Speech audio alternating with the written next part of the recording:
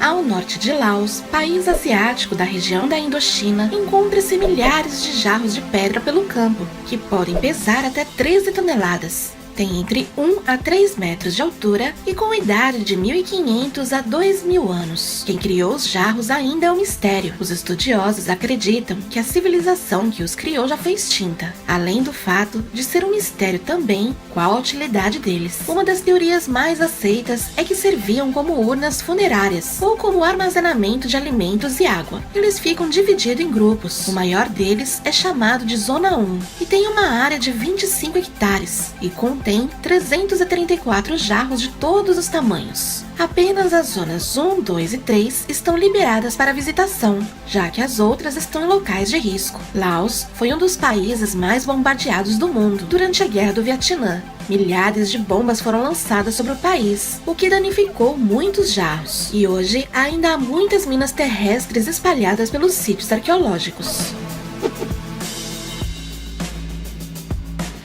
As Pedras Guias da Geórgia é um monumento em granito localizado num cume do condado de Elbert, estado norte-americano da Geórgia. É composta por 6 pedras de granito, uma pedra no centro com 4 pedras ao redor em posições verticais, além de uma pedra acima das 5 em posição horizontal. O monumento mede 5,87 metros e utiliza aproximadamente 27 metros cúbicos de granito. Todas as pedras juntas pesam mais de 107 quilos. Nas pedras estão gravadas 10 frases em 8 idiomas: árabe, chinês, espanhol, hebraico, hindi, inglês, russo e suahili. No topo estão gravadas pequenas mensagens em línguas antigas: babilônio, grego clássico, sânscrito e em hieróglifos egípcios.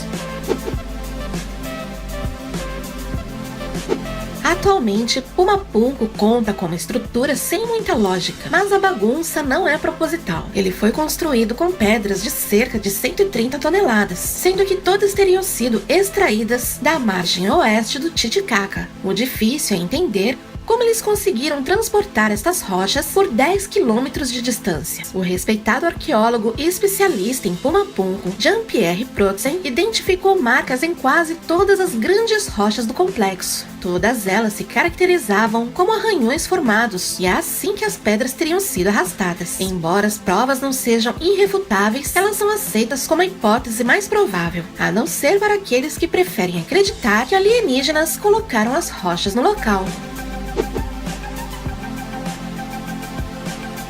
A primeira estátua de um extraterrestre na Rússia tem sido destaque na cidade de Perm, nos Urais. A estátua de madeira, que mede cerca de 2 metros de altura, foi erguida na estrada da cidade de Molepka.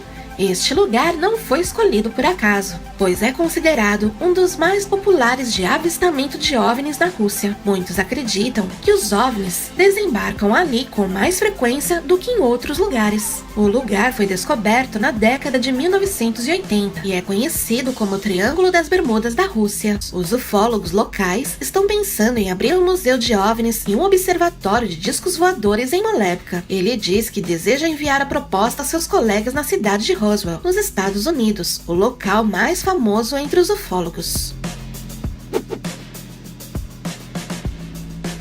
O monumento Yonaguni é uma enorme formação rochosa submarina ao largo da costa de Yonaguni, localizada no sudoeste da ilha de Okinawa, no Japão, e somente a 125 quilômetros de distância de Taiwan. Essas ruínas submersas têm deixado muitas pessoas intrigadas a respeito de sua origem. Será que realmente são um fenômeno da natureza? Ou será que foram realmente feitas pelo homem? Elas foram encontradas pela primeira vez no ano de 1986 por um mergulhador japonês chamado Kihachiro Arataki, enquanto mergulhava a uma profundidade de 25 metros abaixo do nível do mar. E o mais inacreditável é que estima-se que essas ruínas tenham entre 5 a 8 mil anos. Existem fortes indícios de que no leste asiático realmente existiu uma antiga e avançada civilização muito antes de qualquer outra. Por isso, os monumentos de Yonaguni têm sido chamados de Cidade Perdida ou Atlantis japonesa.